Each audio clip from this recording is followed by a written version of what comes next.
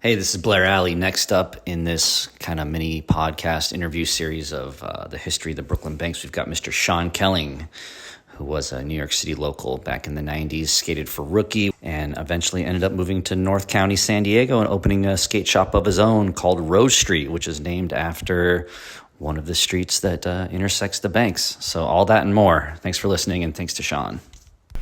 My first time at the banks, honestly, I don't have the biggest recollection. I just remember like the search for it was just, it took us like weeks to find it.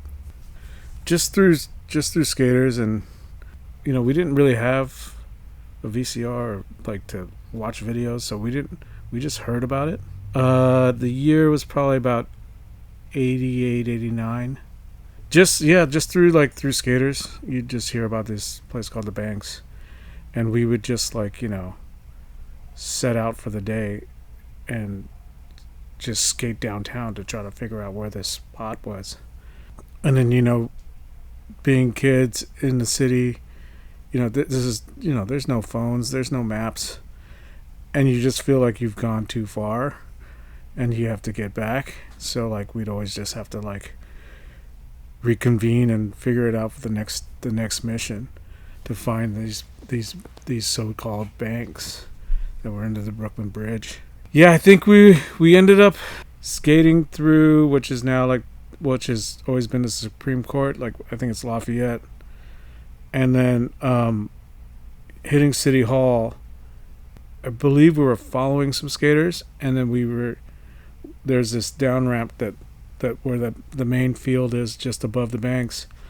And I just remember just rolling down that thing to go skate these banks.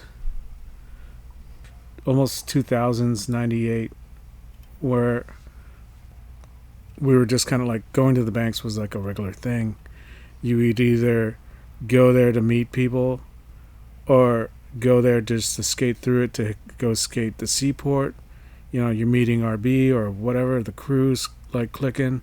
Sometimes you're just in there for 2 minutes, or sometimes you're there for 4 hours. It depends on how the session was going. If it was hot, then everyone's just skating. If there was other filming, if there was other spots that were popping up that was hot, then we'd definitely detour and just go skate those things. Yeah, the big banks were, I don't know, it was just the small banks were just popping. It was just so embedded in my brain to go skate. The big banks were just, it just seemed like such a mission to skate them, because they were you'd have to push so fast and so hard. And I joke around where you have to push 100 miles an hour to end up rolling up the banks at 20 miles an hour, because they were just so, it was just so hectic and rough down there. But skating the small banks, just doing backside ollies across it. If you ollie big enough, instead of coming down 90, you'd go straight and almost into where the wall ride is. And you'd have to quote unquote thread the needle of the pillar that was right there. That little zone was just hectic because you couldn't really see from the street, so a lot of people pooped down there. So you'd have to land your shit because you'd be in shit. So to say. When I got back to New York, it was about 96. I never really experienced that early 90s, 80s, roughness of New York, according to the stories of Eli and Ollie and the folks.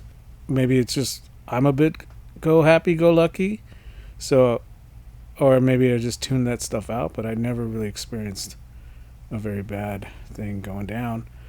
But I do say the camaraderie and the vibe of just skating with everyone down there was just an amazing feeling.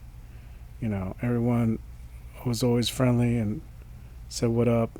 Kalis's kickflip over the other barrier, these weren't actually on the banks, but those were quite memorable to see and watch and witness.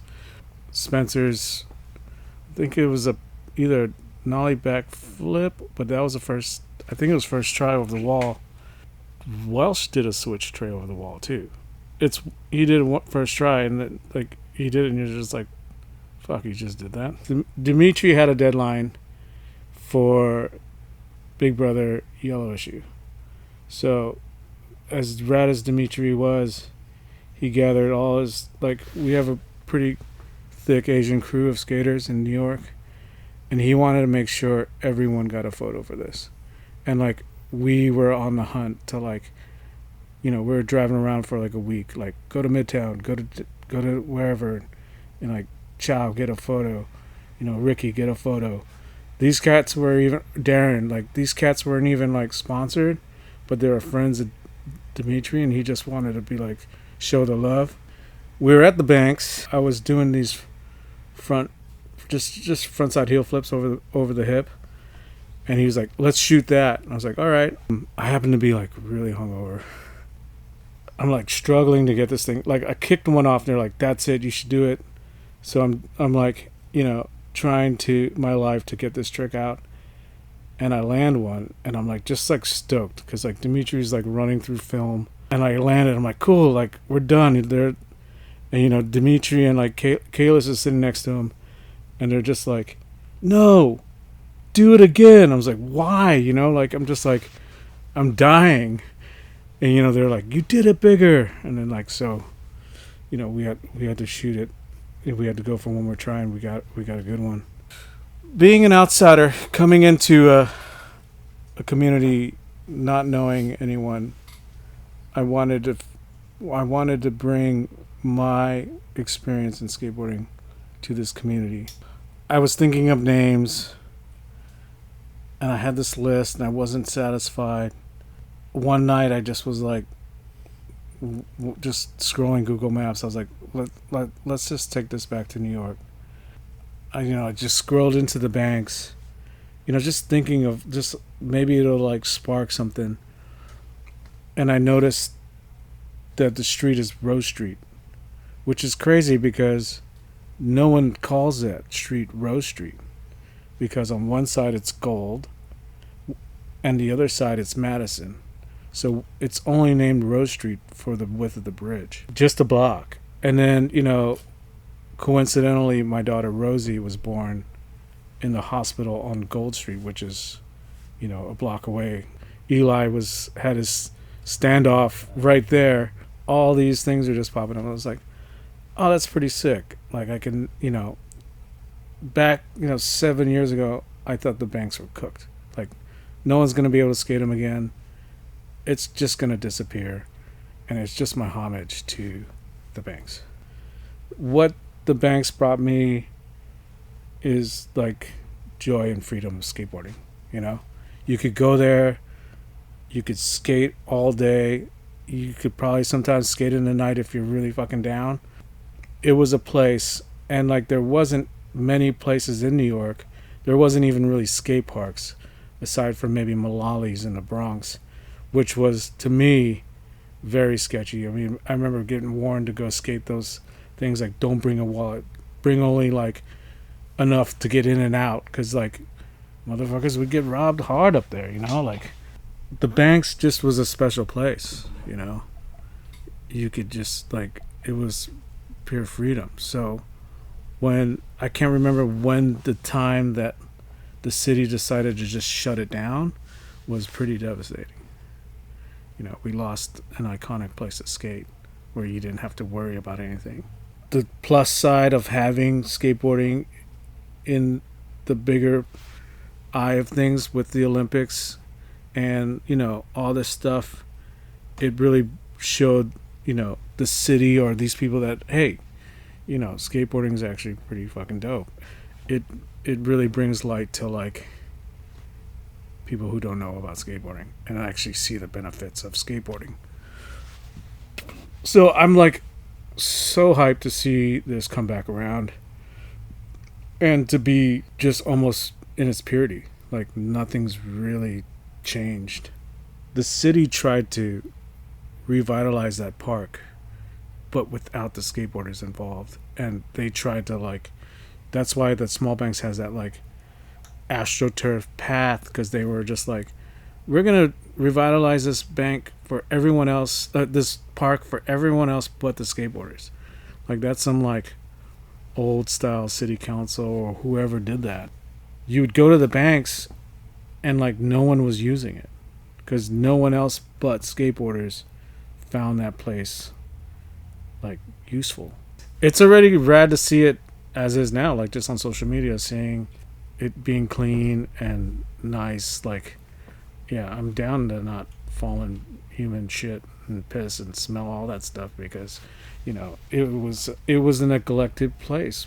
But what's great about skateboarders is they turn neglected spaces into spaces that are useful. Like skateboarders bring a positive energy to a negative space in which other people in the community that don't skate finally feel safer to be. And, you know, that's something that really needs to be recognized. Yeah, I can't remember what article I read. It was like somewhere in Paris. They were just like, give these skateboarders these spaces to like build and community will take care. 9/11, they shut the ramp down, which I assume, I can't remember why, but I'm assuming It goes under. it goes under the, yeah. So they shut that down, you know. Then they added the fence to keep the skaters out of that thing, even though it was shut down, to the revitalization of the park. That mid 90s where, you know, I'm living in Hawaii and I'm coming back every summer to live with my mom and skate all summer. And we go to the banks and there's like 40 cop cars and parked. It's a parking lot. You know, they just shut it down for us for years. It was just like heartbreaking because you're like, I've been waiting to skate this place all year, and I get there and it's like, you can't even skate anymore. Yeah, just skating those, just being able to go there and knowing that you can just skate and not be bothered.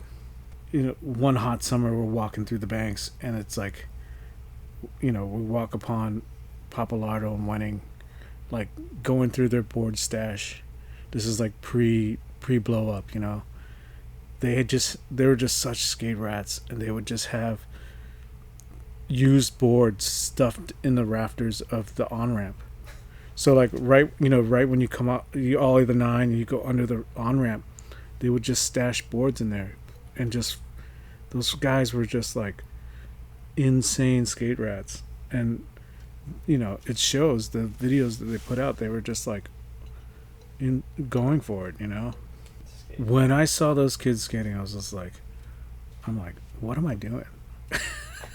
You know, I was like, this is the next gen. Like, we're cooked. Just shout out to Steve R and, you know, Vans and the Skate Park Project and Gotham Parks NYC and Rosa just for like being there to keep this place alive, because we've lost many iconic skate spots across the world. I look forward to hopefully snapping some ollies at the small banks.